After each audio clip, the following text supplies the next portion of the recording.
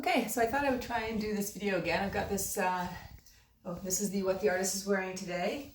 My jeans and my cut-off sweatshirt here because it's a little chilly in my studio today. So I've got this new technology I'm working on. It's a little device called Pivo, P-I-V-O, which is supposed to track my movements as I'm kind of doing this. So we're going to try this. It's tested, so I haven't used it before. But I thought it'd be kind of cool to kind of go a little bit through my process of doing commissions. As a lot of people know, I have a zero risk commission policy, which means if you don't totally love the piece, you don't have to take it. One of the reasons I do that is actually because it allows me to do the piece the way I want to do it and the way it needs to be done. So at the end of the day, even if it doesn't talk to you, it's a piece I'm proud of and it's something that I feel strong, that it's strong, and I can then sort of sell it in all good consciousness. So this particular piece, maybe this will follow me.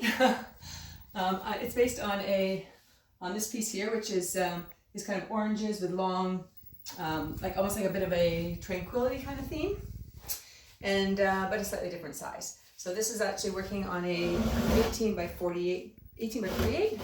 So I've got this one here, which I'm working on. I've done the background already. I've done the preliminary pattern, and now I'm going to go in and do a little bit of over-coloring to it. And as I was working through it, this is actually probably closer to what the client has asked for.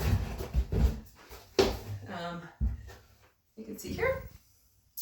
But when she was talking to me about what she wanted, a lot of the things that she used as references was more of the energy and motion, which is why I'm doing two of them and giving her two options. Now, at the end of the day, if she decides she doesn't like either of them, that's also totally fine. And I am 100% comfortable with that. Like, I would way rather someone tell me that. So, I actually did wash my hair and put on makeup today, which is first time in a long time. That's the thing with self-isolation, you kind of don't have to. But anyway, so this is the kind of the palette I typically work with. And so you can see a lot of bright colors, as you know, I'm kind of known for color and I love color and I love to work with really strong color. And for me, it's about trying to get that strong color without it kind of going over into kind of chaos.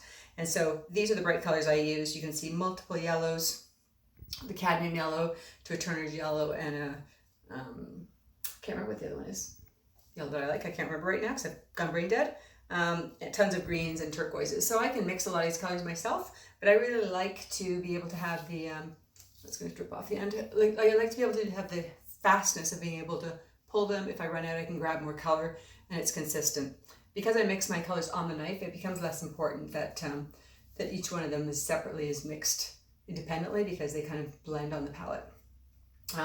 My particular is I tend to like Liquitex paints. Those are my defaults.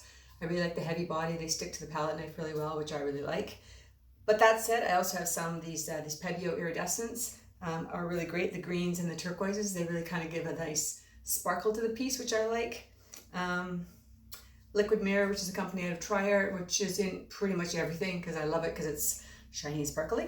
And then I also find it interesting that even though you can have the same color, like green gold, you've got here the Liquitex and the golden, which is still a slightly different color. So that's kind of adds a little bit more to the variety of the palette. So I'm hoping that you can kind of see what I'm doing here. Just put my glasses on so I can actually see as well. So I work only with a palette knife.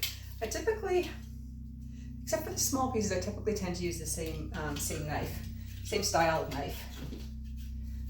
And so I think that's, I don't know why that is actually, because I bought a whole bunch of other ones, larger ones, these really cool silicone ones. I play with them for a bit, but I seem to come back to kind of my favorite.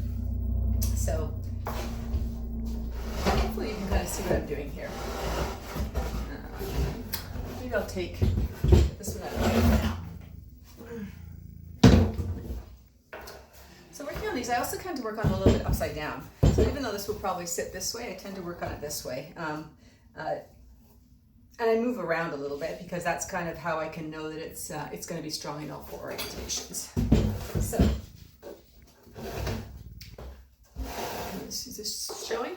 So basically what I want to do is I want to pull from multiple colors on the knife. So I'm going to pull maybe a little bit of this green, a little bit of that green, a little bit of turquoise. So you can see they kind of line up on each other. And then it's literally a flicking motion moving around the piece. And I want to try and not make it too uniform. So the goal really is to try and, this is a weird way for me to do it, so I'm not really quite used to that. As you can see right now, because the paint is, I've only put a few colors on. And I usually try and pull at least 3 colors on the knife, sometimes 4 or 5. And then what I do is I kind of go over the pieces that I've done. So this is where you kind of get this mixing of colors within each palette. Sometimes I just play. It's really about kind of playing and doing it intuitively. So anyway, I'm not really sure if you saw enough of that for it actually to be useful, because I'm still working through this. But I think this is a piece that's going to end up over here. I think it's going to end up being really strong. And so I'm going to continue to work on it, and I will post it when it's done. So hopefully this worked, and hopefully it's something that will actually upload. Haven't quite figured out how to integrate this into Facebook Live yet, because I think that would be super cool as well. But anyway, I hope you're having a really great Saturday, and we'll talk to you later.